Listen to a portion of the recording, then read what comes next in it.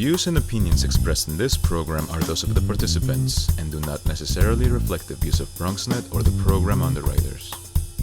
Hola everyone, welcome to Open BxRx Remote, brought to you from my living workspace, Charlie Executive Suite. I'm Rhina Valentin, your host of Café con Leche every Friday. Here's what's coming up in today's show. Leading things off, we'll speak to Garifuna, Afro-Latino Author and Activist, José Francisco Ávila, about his new memoir, Pan-Garifuna, Afro-Latino Power of Pride, My Quest for Racial, Ancestral, Ethnic, and Cultural Identity.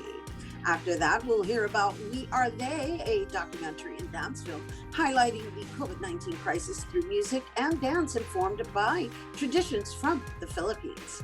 Then we'll learn about the different films featured in the 11th Annual International Puerto Rican Heritage Film Festival as we celebrate Puerto Rican Heritage Month.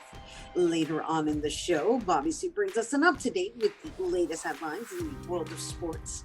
And lastly, this week's Open Artist Spotlight shines on musical artist Indigo Prodigy, who talks about her company Universal, followed by a performance at the end of the show.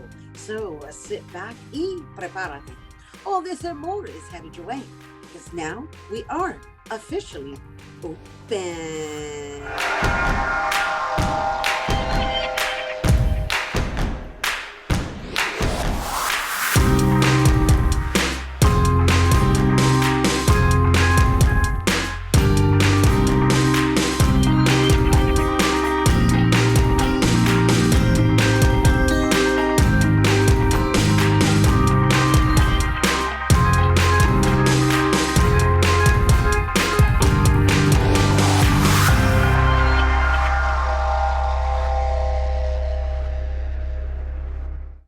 Welcome to Open. I'm Rhina Valentin, your host of Café con Leche for the next hour. Always inviting you to get social with us online. That is, tweet us and follow us on Instagram at BroxNet TV and like us on Facebook at Open BroxNet Television. And of course, while you're there, you can follow me on Twitter, FB, Instagram, Insta Stories, and LinkedIn at Rhina Valentin.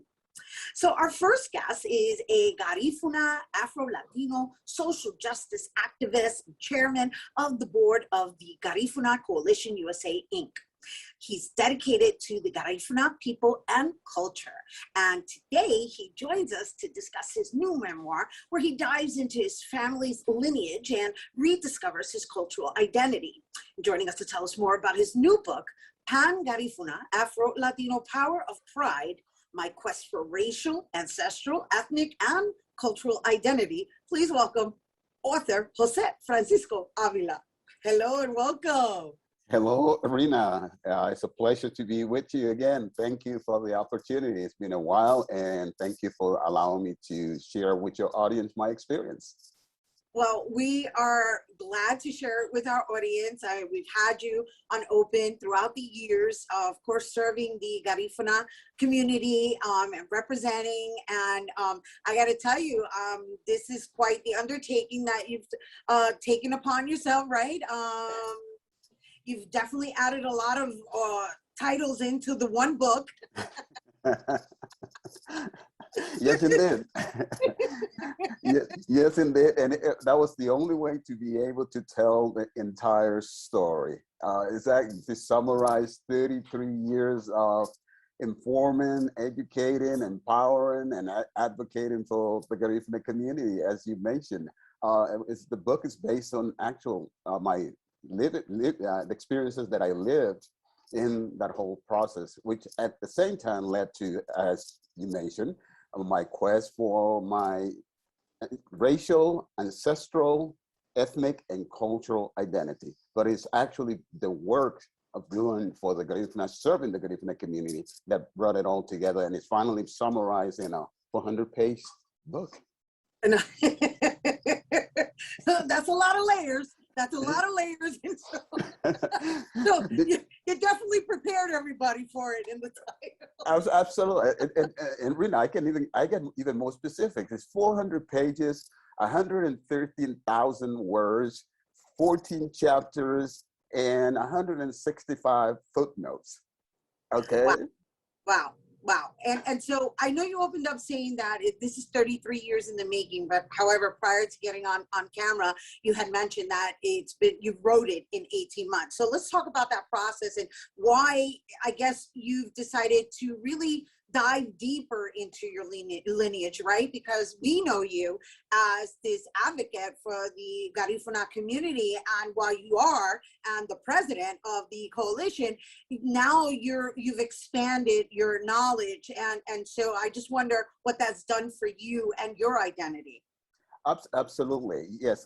It took 18 months because I decided last year that since we were actually couldn't go anywhere because of the pandemic, I told my wife, well, I finally have the time and no distractions to dedicate to writing the book. So I started collecting the information. And as I was collecting it, I, of course, to write a book, you got to do research, and there's a lot. For instance, the most difficult chapter for me was reconstructing my childhood and reconstructing my migration to the United States, because I was a child when all of that happened, but I was able to do it. And it was during that process that I recollected the fact that I was born in Honduras. I knew that I was Garifuna, and I knew that my mother was Garifuna, according to me, my father was Garifuna, and so forth. I migrated to Boston at the age of 15, and I know that I'm Garifuna, but whites will call me Black, and Blacks will call me foreigner. And it was that rejection that led me to research my lineage, who I am, who my ancestors were, and so forth. And that started in 1988. I started digging. And in digging, researching the Garifuna history, that's really the basis for the title of the book, because what that did was generate this great pride of my ancestors, finding out that they had fought the British, the greatest power of that time, for 30 years, and that they couldn't be subdued. Therefore, they were banished and they were forcibly deported to Honduras, which is how my ancestors ended up here. So that gets to the subtitle, the fact that I was born in Honduras, and then I'm researching that, and the ancestral homeland of the Garifuna is St. Vincent and the Grenadines. And the racial part is the fact that my father was Garifuna, he was Black. There's no question on that side of the family. We all know that. On my mother's side, we always knew that she was different, but she spoke Garifuna. She raised us, and we always saw her as Garifuna. It wasn't until we decided to create the genealogy tree for that side of the family that we realized that she was a mixture of Spanish heritage, and then at the same time, she was indigenous, but indigenous from the Caribbean, specifically the Cayman Island. So that's where all that comes in, the multi-ethnicity, multi-racial, and so forth. And I finally decided that I had the time to really put it together. Now, what's interesting is that finding my identity is that pride was what started my advocacy for the Garifuna people, because I decided that I was going to vindicate our ancestors, and I was going to actually pursue what they had achieved, the greatness of the Garifuna people. And that has basically been the days of my advocacy and activism, is promoting Garifuna pride. And so in digging so deep, right, and then learning about what your DNA is made up of, what has that done for you mentally? Especially, I mean, as a person of color, historically, we know that, the Spaniards are identified as colonizers, but it's a really awkward position to walk around with and in, knowing that it's in your DNA, right? So It becomes this question of so how do you embrace that? Well, I call this whole process my mental emancipation. Nice. That's what I call it. It is my mental emancipation. That's what it did to me. It was accepting my ancestry in totality. It was, again, being proud of who I am, accepting that I am of the Garifuna ethnicity, but I'm also a Black man that was born in a Latin American country, Spanish-speaking country, specifically Honduras, but which is where the Afro-Latino part of the title of the book comes in. So that's what it did. It allowed me to embrace my entire identity, heritage, and ancestry. And it actually helped me because I tell young people, I was 15 when I was rejected, and it was throughout my adulthood. I was about 34 when I finally decided to do my research.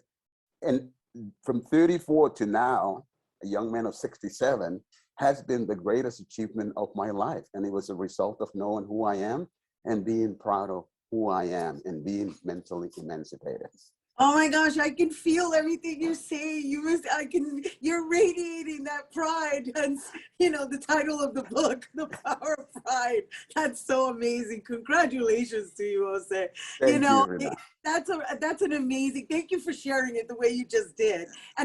But before we go, I want to really quickly, because they're wrapping us, what do you want people to leave with in reading your book? In reading my book, I want people to, again, just like me, embrace their identity, but more importantly, I want people to write their own stories. We need more stories of people of color, especially in this age of critical race theory and all the things that are going around that. We need to write our own stories. That's my message. Beautiful. Thank you. Thank you. That's what he's saying, José Francisco Ávila, definitely encouraging us all to control our own narrative.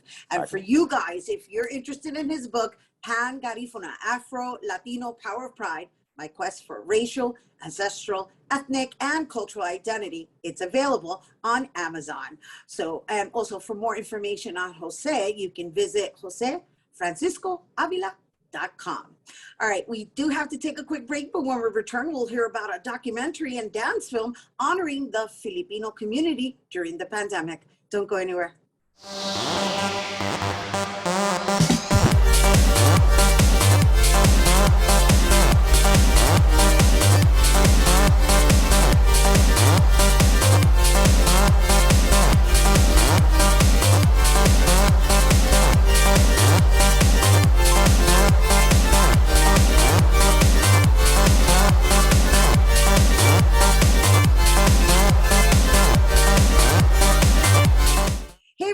Welcome back.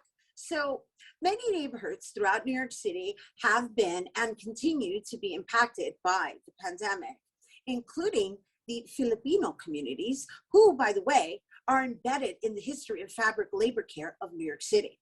The film We Are They highlights healthcare workers dealing with the COVID-19 crisis through music and choreography influenced by indigenous traditions from the Philippines, with the overall mission of bringing attention to the lineage of care, labor, and sacrifice defining the Philippine diaspora.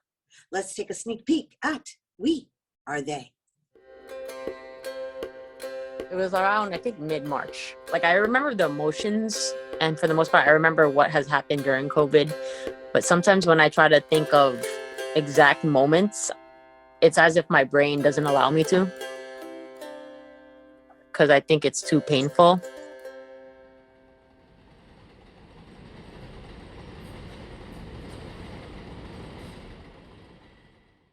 And joining us to tell us more about We Are They, please welcome co-directors Jaclyn Reyes and Diroy, and composer Will Simbol. Hello and welcome. Hey, Hi. Thank you for having us. Welcome. You can unmute yourself.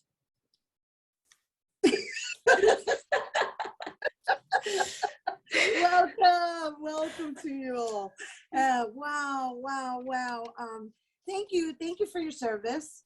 And as artists, and of course for putting our frontliners in the front lines of our storytelling. I love your mission, and I would like to begin with Jaclyn, just to discuss a little bit more about the style in which you've chosen to tell this story, because it's very artistic and poetic, I might say. Yeah, thank you so much for amplifying the story that we're trying to tell. So what I thought was really important in telling the story of Filipino nurses was to make it culturally relevant for the community that it is telling the story about. And so I thought it would be great to incorporate not only the voices of actual healthcare workers who have ties to the Little Manila neighborhood in Queens, but also have Philippine dance help tell that story, not only of who we are as Filipinos, but also different forms of care beyond like how we think of care.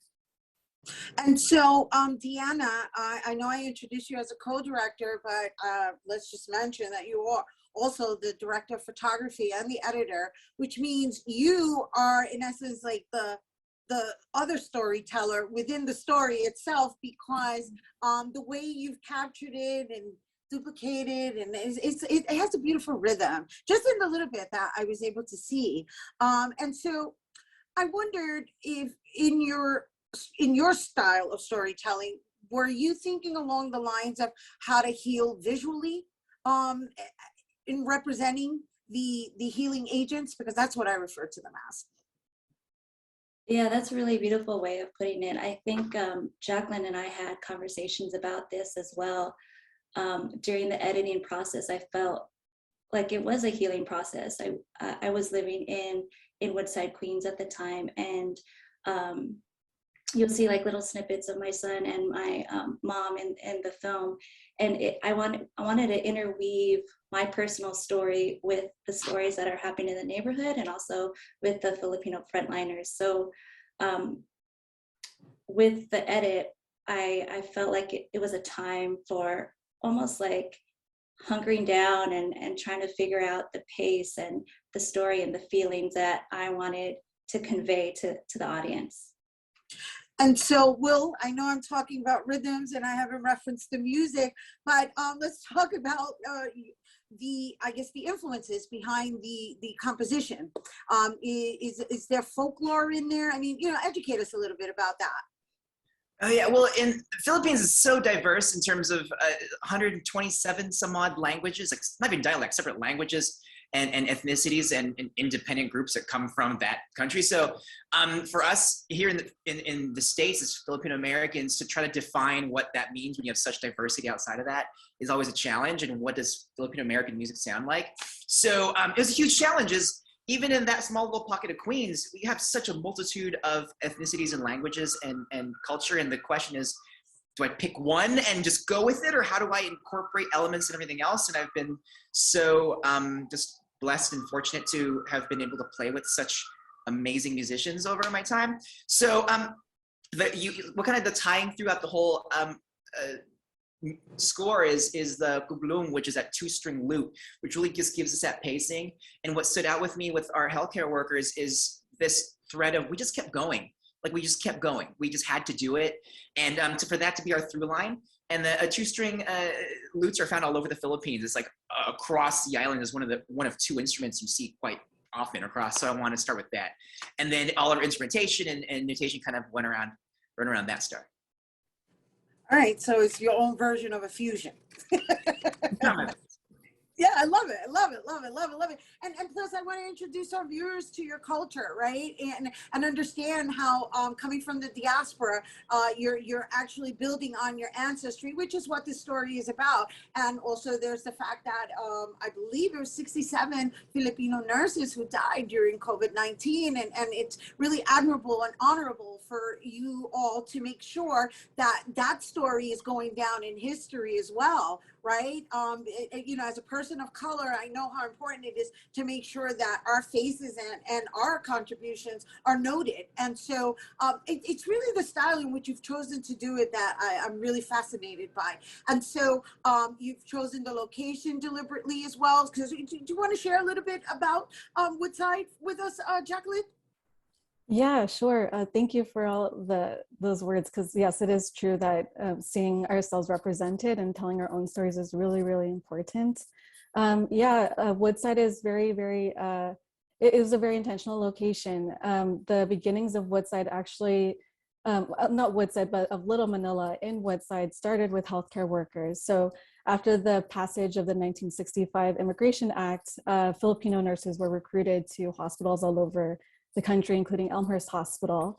And then the nurses that went there started Little Manila.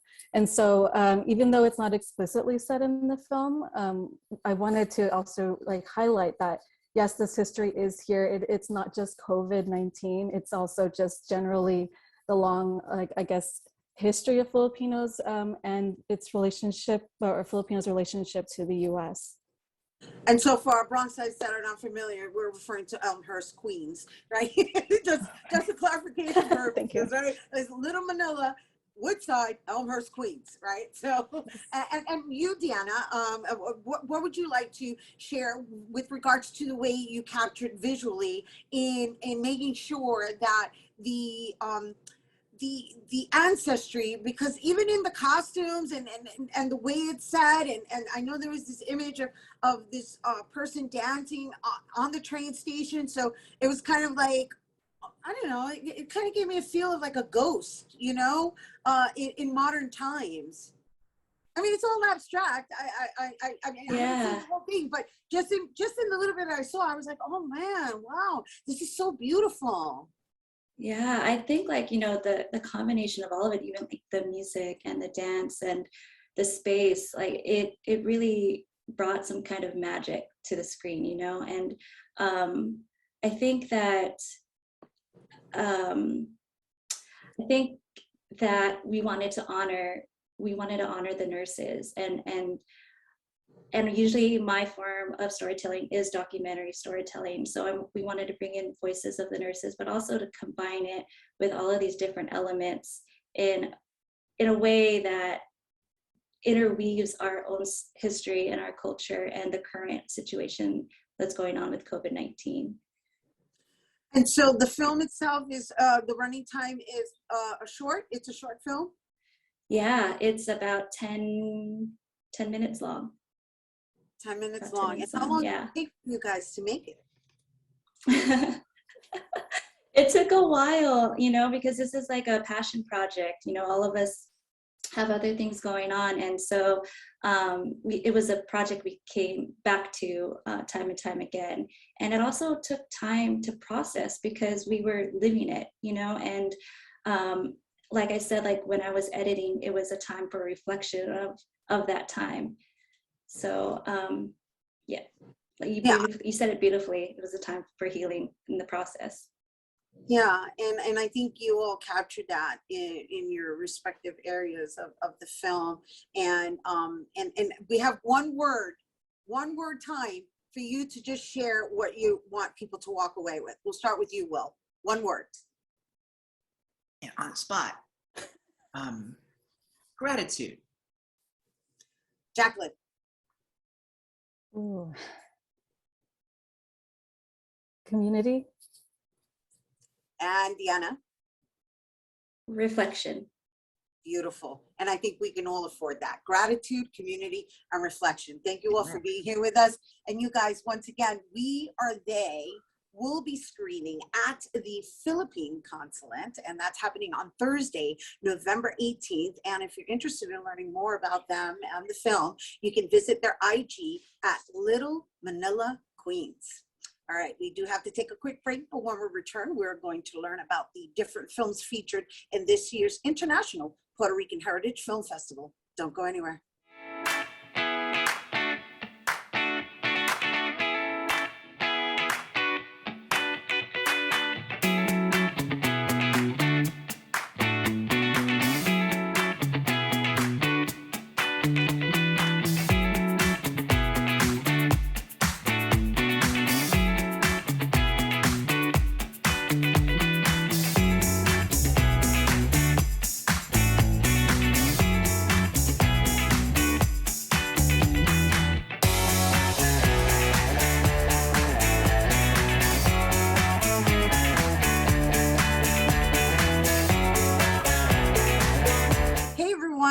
Welcome back.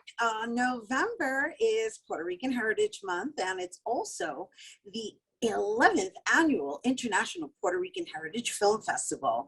The event serves as a platform for emerging filmmakers and explores issues inherent to the heritage of Puerto Rico and its diaspora. Joining us to tell us more about this year's event, we welcome Festival Director Xavier Santiago and filmmaker Diana Quiñones Rivera. Hello and welcome. Hi, nice to be here. Well, thank you for joining us. I know you're in the trenches of coordinating this festival, but thank you for taking the time to be with us today. We are really excited to hear about this year's in-person festival. So Xavier, please do share what's in store. Wow. Well, first, thank you so much for having us. We are honored to be here. We last year when the pandemic struck, not just the city and not just the US, but our island heavily. We were forced to go virtual like many film festivals. This year, we took it under consideration, and despite the Delta variant spiking early over the summer, we saw it to go down, and we worked with our community sponsors who said, we feel it's safe enough that we could come back in person. And this is something that the community, the city wanted, people from the island who were flying in to exhibit live. And I'm very honored to be here with one of our filmmakers, and I'm excited to kick us off November 10th through the 14th. We'll be over at El Museo, del Barrio, one of our sponsors. We'll go to the People's Church the next day, historic, and if you haven't seen Takeover, come to our film festival, you can see it. And then we'll be over at the Schomburg Center, followed up by the Museum of the City of New York, and then our closing night will be at El Barrio Art Space. So we're very proud to be here and to bring arts and the Puerto Rican heritage and culture into life. I love it. I love it. It's all in El Barrio and Harlem, and thank you for sharing a little bit of the different genres. I do want to have some conversation with Diana Quiñones Rivera, who is also in the festival premiering her documentary, correct, Diana? Resistencia, eh? No, resistimos. Yeah. Perdón, resistimos.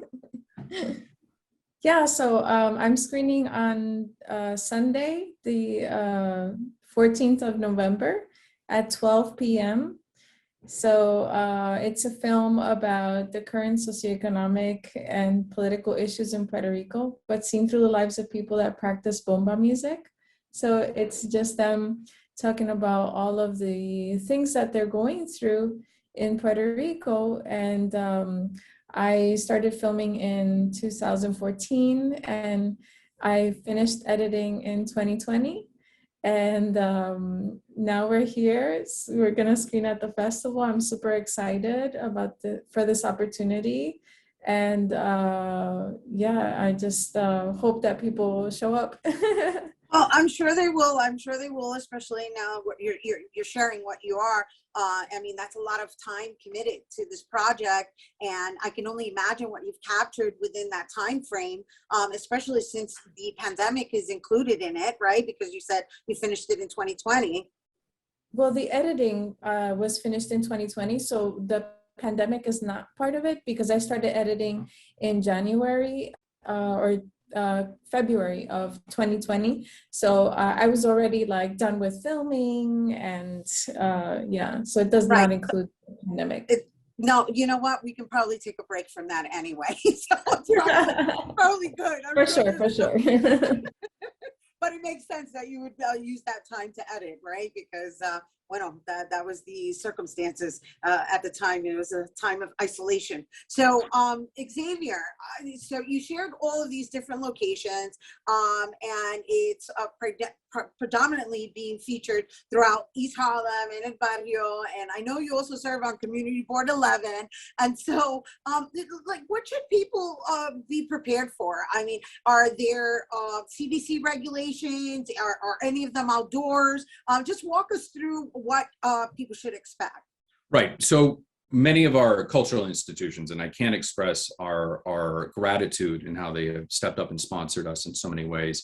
But part of that is that we have to abide by the key to NYC, which was announced by our mayor, and that we have to have at least one vaccine and your vaccine card provided for admission. Obviously, you have to have your ticket and your ID to couple with that. So that way we can actually, if there is a positive case that comes down, we can do the contact tracing. But the main thing is about a safe return. is that you have those 2 items with your ticket. So again, your vaccine card, at least 1 jab, your ID, and your ticket. And we will be, the seating capacity has been reduced.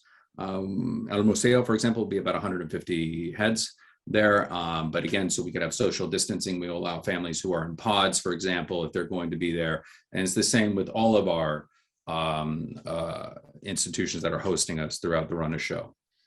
And so while we just had a discussion about a documentary, can we just walk us through the different genres that are being featured, as well as the feature and the shorts, like what days are which? So the way we've programmed it this year, we've gone with a bit of a thematic exploration because of COVID.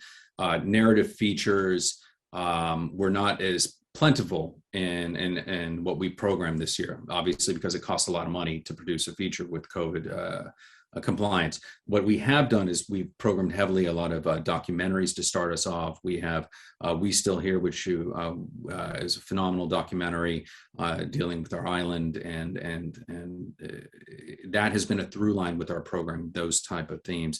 But we also have an opening night, Forget Me Not, which is a beautiful film about a family dealing with Down syndromes and looking for equitable educational opportunities. The following days, we have an animation block. We have so many great animations this year. I don't want to bias, but I do like Chupahuahua a lot. And with the play on words, Chihuahua and Chupacabra for those that are familiar. And then we have Nuestra Historia, which is dealing with our history. And these are some wonderful slates with documentary films that shine a light on seldom told stories of the island and our history. Then the end of that evening of Thursday, we have our social justice block. And that explores everything from dealing with policing to human trafficking, and all told through a dramatic lens. The following day, we also have Viajes Originales, which is original journeys, everything from experimental film to some animation in some web series in that block on the following Friday. And then we'll sum up that evening with Drills of Liberation. Again, this theme of the human pursuit of dignity, of independence, which is the heartbeat of our people. And then finally on Saturday, it's a whole slate of both drama. We have some international films, actually, we programmed this year, a couple that sew into the through line that are from Iran and deal with human trafficking and the pursuit of liberty. It's and then, yeah, it goes on and on. I was right, moved. right. So. No. I mean, you gave us the gist of what people can expect on what particular nights. Just for clarity purposes, these films are in English and in Spanish. Correct. We have English and Spanish with subtitles in English. Correct. Right. And then, Diana, I wanted to ask you, are you in Puerto Rico? No, I live in Chicago. You live in Chicago? You flying to New York for your film premiere? Unfortunately, I won't be able to be there, but hopefully via Zoom, I could do a Q&A or something. Yeah, that would be great. You know, that's the upside to this technical lifestyle that we're living. Sure. Right? That's the upside to the technology. But all right, so I think we covered everything. Unless you feel that I missed something, I definitely wanted to mention that the festival also offers like passes for the entire festival versus just buying tickets for one particular night. So what does that look like? So thanks for that question. We've been very cognizant of the fact that we're in a state of recovery. So we have decreased and because of the sponsors we have on board, we've decreased the cost of a festival pass to $100 for run a show. If you want to get a day pass, I think we have it at $25, or if you just want to see a block of films, it's $10. We encourage people get the day pass or the festival pass. It's worth it.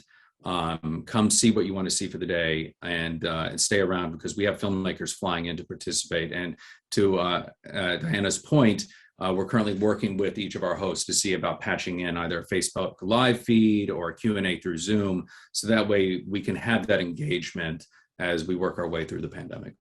Wonderful. Thank you both for being here with us. You guys, once again, we are talking about the 11th Annual International Puerto Rican Heritage Film Festival. And once again, that is taking place November 10th through the 14th. And you can buy block tickets, you can buy day tickets, you can buy the entire festival package tickets. And all you have to do is go to iprhff.org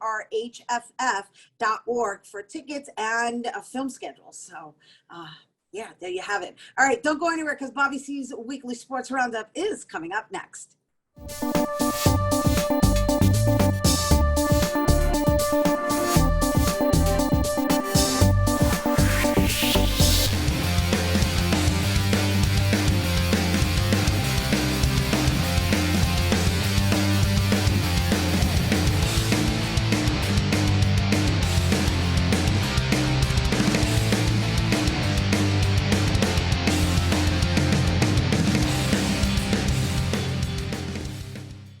We begin this 5-on-5 with the miracle of Mike White. When I made my Jets prediction last week, I never could have guessed that we could see the first gangrene signal caller with 400 yards passing in a game since the year 2000. Perhaps I should have factored in Halloween into the Sunday equation because White's performance was downright bizarre.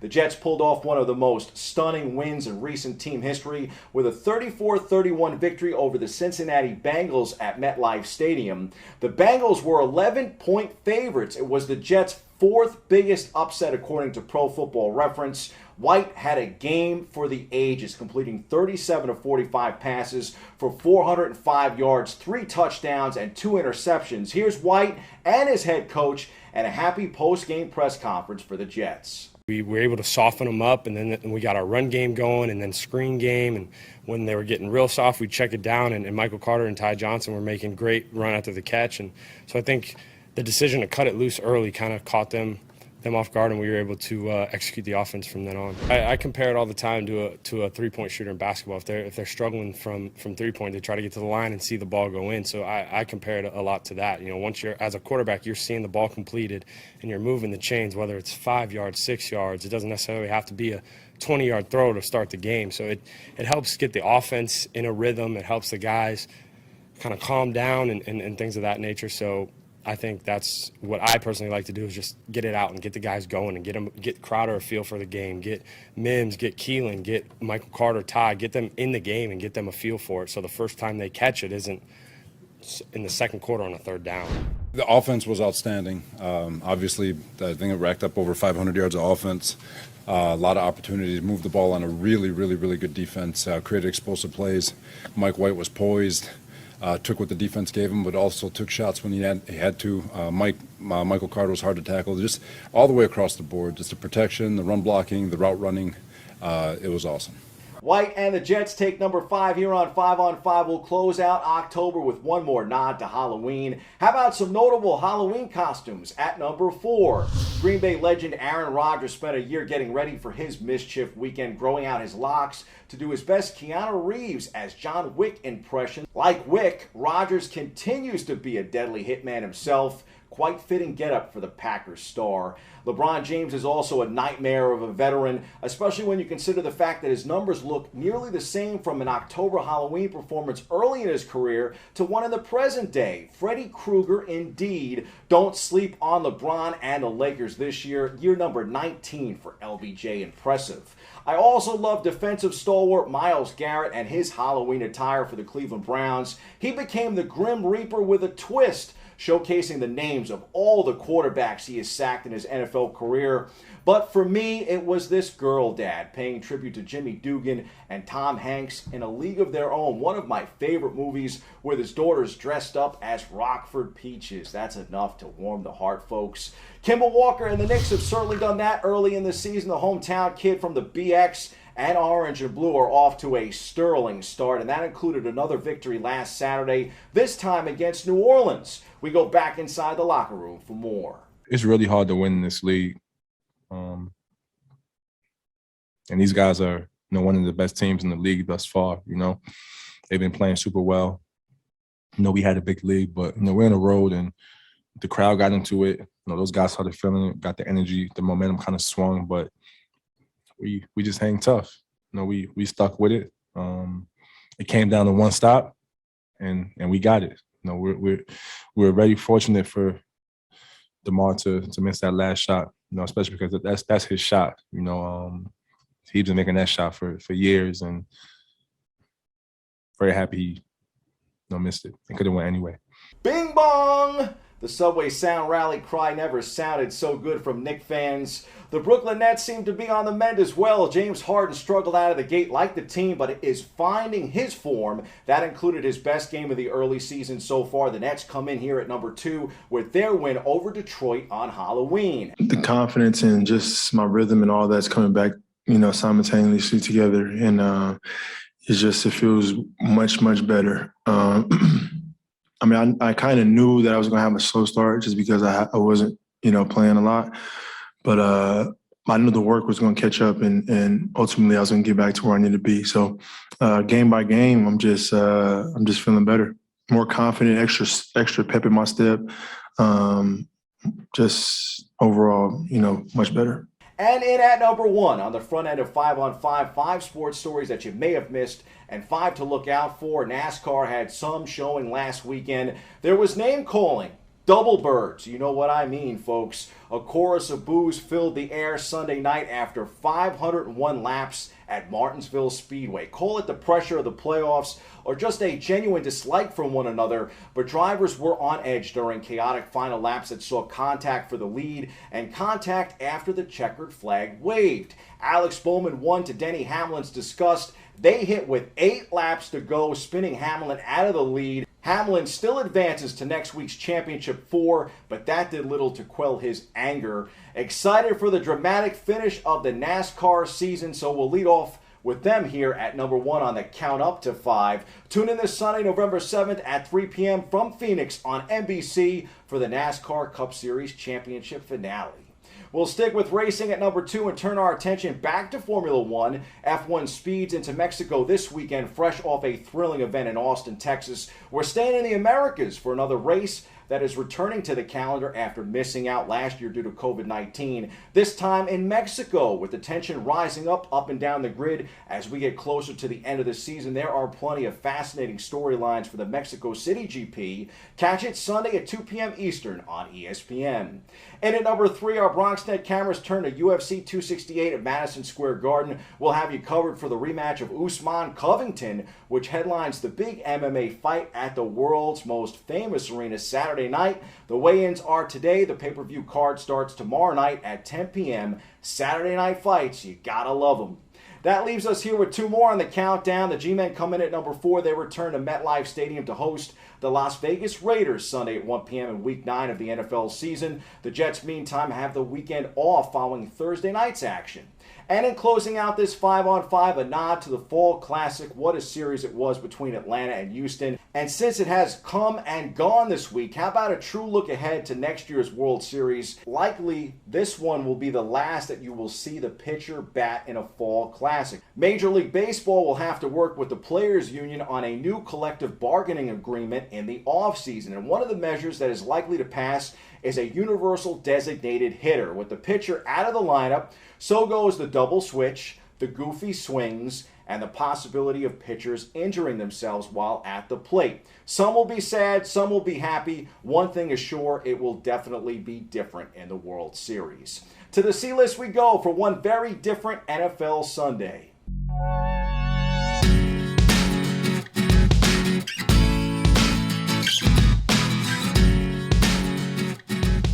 I thought about waxing poetic a bit more here about Mike White and his performance, but I decided to go big picture NFL-wise instead. NFL Halloween 2021 was crazy, man. I mean, a random dude named Mike White aside, Trevor Siemian and the New Orleans Saints beat Tom Brady and the reigning Super Bowl champs. Now, how many times does Brady toss costly pick sixes to blow games? Unbelievable. Then when you think deeper, think about those same Saints and the fact that they are the only team to beat the Green Bay Packers, yet lost to the 0-3 New York Football Giants at the time. Then you add in the fact that the Jets topped the Bengals after beating the Titans earlier in October, the same Tennessee Titans who have beaten the Buffalo Bills, Kansas City Chiefs, and the Baltimore Ravens. And how about a guy named Cooper Rush making his first NFL start too and outplaying Kirk Cousins who is getting paid $33 million this year. Yeah, the NFL makes no sense, or at least it didn't on Halloween weekend. Any given Sunday, my friends. And to top it off, we get to see future Hall of Famer Von Miller to the LA Rams. I guess that's the beauty of the NFL, and that's the beauty of sports too. I'm Bobby C. Tune in on Monday morning for the second part of our sit down with legendary author Robert Daly.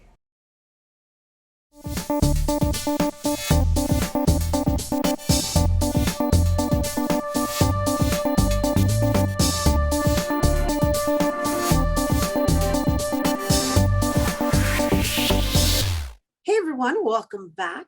Our last guest is a multifaceted and versatile Afro-Latina self-managing artist and entrepreneur from Brooklyn, desde Venezuela. She defines the genre of music that she creates as universal, and she creates to heal, entertain, and elevate. Known for her intense, unifying, magnifying presence, please welcome Indigo Prodigy. Hello and welcome. Hi, thank you so much for inviting me. It's such an honor to finally be here on the air with you. Thank you for inviting me. How you guys doing today? We are good. We are good. We're excited to share you with our viewers. I mean, I introduced you as desde Venezuela, pero I forgot to incorporate desde Florida también, desde Atlanta, desde wherever the world is taking you. But overall, it totally makes sense as to why you operate under the organization of Universal Co. Yes. You just got me so well. You get me so well. It's like, ya tú sabes, like, I don't really have to say nothing, really. Yeah? No, we need you to say it. Yeah, and you're right. I do get you. And I appreciate you, and I want everyone else to get to know you as well, right? So we have you as a performer, known as Indigo Prodigy, right? As a musical artist. Then we have you as you have a creative production under the name of Universal Co. And then you have an actual business that goes by the name of Body Essentials, right? And so they're all kind of interrelated and complement each other. And so let's just start with the way you actually facilitate these events that you put together, that you perform in, that you coordinate, and that you really bring community together with the intention of just healing collectively. Yeah, I really do, because honestly, the most important thing to me is just rising vibrations. I genuinely know that we are, like, well, me personally, I know that from the time I arrived here on earth, it was just embedded in my heart. I was on a mission. I had this clear vision. I had an omnilateral view of the world, and I was so ready. I was so anticipating. I was so I was just so ready to just get started. I knew I had so much to do. And I was hurting, like, in a deeper place whenever I see what's happening around me, when I'm seeing people suffering, looking for food, when I seen what was happening in different communities. And as I traveled the world, it opened my heart more and more, and it showed me why these different seeds were inside of me. Because ever since I was young, I always had these visions. And I could say, like, it was like my whole path in my life, this whole earth walk is literally an unraveling of, like, a prophecy. It's just ironic, even the name bestowed upon me, which is Indigo Prodigy. I mean, I have 7 names now in total, but you see, I don't tell anybody, but there's a reason to it all. There's a sacredity and a divinity to everything of the epitome that I stand for, because I stand for us. I stand for unity. I stand for oneness, which is oneself in reflection. And so that's deep, and I hope our viewers get that. And I personally love having these conversations. And so while I mentioned that you were from Venezuela, were you born in Venezuela? Yeah. And so you moved back to New York at what age? Rather, you moved to New York, not back to New York, because you did move to New York, and then you left New York, and then you came back to New York. So what age did you move out of Venezuela? And did you move to New York first or Florida first? I would say New York. To be honest, I have no memories of Venezuela. I go according to my mother's word, and my soul. I was always an outcast in the United States for some reason. But when I leave and I go to St. Lucia, which is my father's country, or even when I go to other countries, it felt right. But I still didn't feel at home in St. Lucia. And when I met my mother's family, when we resonated with each other in our spirit and with what my mom told me, I knew that I was from Venezuela. Now, I know my peoples, they'll just say, girl, stop playing. You from Brooklyn. You from Brooklyn. Yeah, at the same time, I feel like as though that just boxes me in. Like it can't equivalent to where I'm from because of even the way that I speak. English is not a natural language for me, even though that was the first language I spoke. It did never come out naturally on my tongue. But once I started to speak other languages and practice other languages, even Swahili or, more Spanish, it feels natural. Right. I get where you're coming from as a being, right? And that's actually the level you live on, right? That's the realm that you operate on.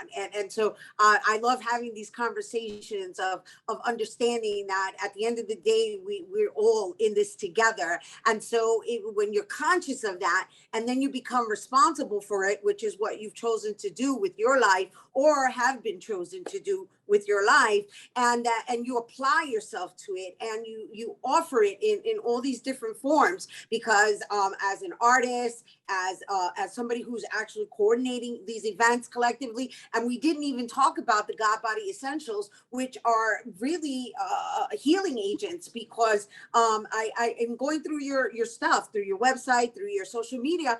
I was really impressed with the fact that you're out there educating our community on the importance of having high alkalinized bodies. And we share that on this show a lot, because that is the name of the game now. The name of the game is prevention.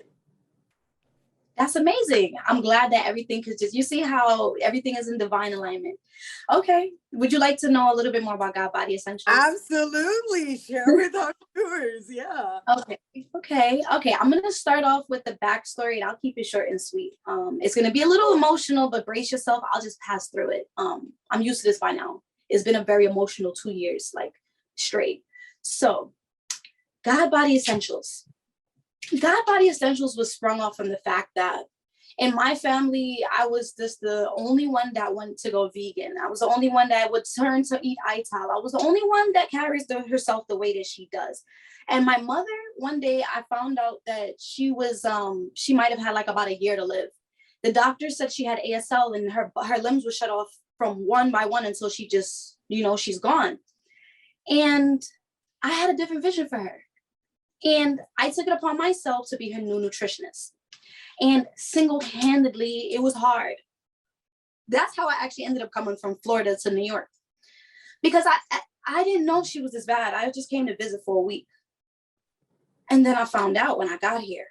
Right. But then I ended up being here for a week, and I ended up never leaving. And that way, I was her nutritionist. I was giving her CMOS. I was giving her all of these whole foods and these supplements that was so brand new to her. And it was to the point that I had to just like move in, like you just go every day, like 5 a.m. and just go do everything in her room. And keeping it to the sweet, I'm gonna get it to the point.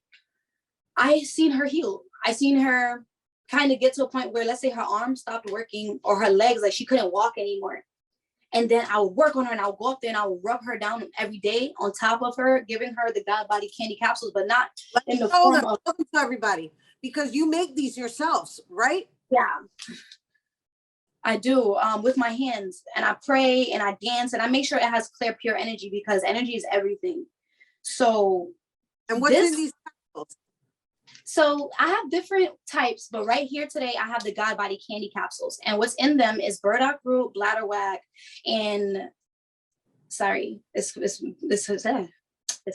skipping my mind. Sorry. Golden iris sea moss. Okay, golden iris sea moss. Okay, yeah, well, sea moss is a big thing right now. So I'm glad you're sharing that with everybody, because I wish we had more time to really, really dive deeper into this, but we really don't. But I really wanted to share with everybody the importance of being conscious and mindful of not only like how you're living, what you're thinking, what you're putting in your body, and how we have the ability to heal, right? So I don't mean to cut you off, but they're wrapping me up, okay. and I really I'm in awe over you, and I want everyone else to be in awe over you, and I acknowledge you for taking on your mom. I know. I want to close it like this, so that for the integrity of the story, and I promise I'll keep it quick. The passing of my mother put me into a depression that almost had me quit music. And I didn't want to live anymore. I didn't want to be here. My family and everyone around me that I thought didn't support me or whatever, whoever did, they came to me and they said, these things that you were giving to your mom, you watched her heal. You watched her leg go from limp to swinging again. Remember, like I had a video of her, you made her walk. Right. Please make your music. Please make your products help people. I wouldn't get out the basement. I wouldn't leave my room. So I needed to say this, to give respect to my mom and to give respect to those that got me out of the basement. Because if it wasn't for them, I wouldn't be here today. And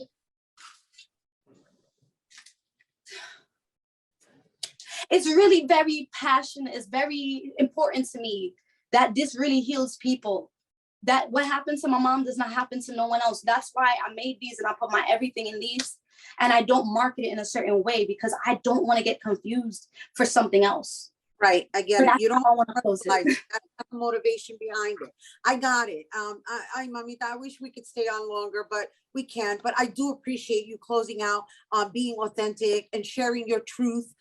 It's very important because we've been sharing on the show how everybody needs to really get a hold of the secondary pandemic to the pandemic, which is mental wellness, you know, and again, it definitely what you put in your body definitely is a contribution to the way you're feeling. So I want to thank you for taking the time to share the intimacy of your story, and of course, you know, her music is off the charts, and again, her gatherings are really, really welcoming, and we're so excited that we're going to actually present one of her pieces now you got me staggering with my words. She's going to perform for us when we come back, so don't go anywhere. When we return, Indigo Prodigy is going to perform a special piece for us. Don't go anywhere.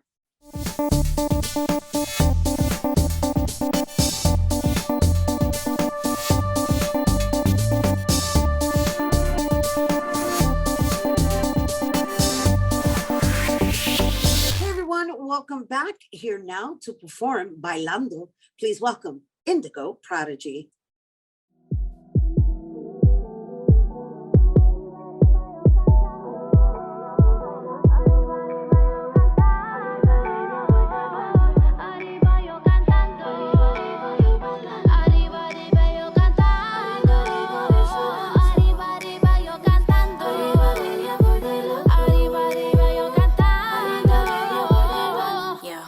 I like Louis, I like Gucci, cruising, bumping mariachi. I like Poppy, no, he got me on a sale. I used to know excuses, hit the deuces, hella quick so you won't copy. Cop the whip, another grip, now can't you tell? I can make myself LOL all by myself. I can do it, I don't really need no one else. I can make myself LOL all by myself. I can do it, I don't really need no one else. What I do for you, I do for me. The one reason for this love for you is love for me. This life is individual. Divinity, our connection is the love, the truth, and Jesus be. It's the paradigm shift on a new moon for your eclipse. Onto the matrix, proverb on an eclipse. You see the steepness. Yes, I'm an empress, sweet devil of focus. I got your lotus in that oasis. I'm not used to darkness within the mind. Don't get too. There you have it, Prodigy. Rather, for more on Indigo Prodigy, be sure to follow her on Instagram at Indigo Prodigy Music. Bueno, that is our show today, mi gente. Thanks to all our guests for coming through, and to you, our viewers, for tuning in. If you missed any part of the show, you can check out the recablecast tonight, 24 hours a day at bronxnet.tv. I'm Rhina Valentin, and from all of us here at Open, may the universe provide paz, prosperity, y amor. Y bueno, mi gente, happy Puerto Rican Heritage Month. Adios.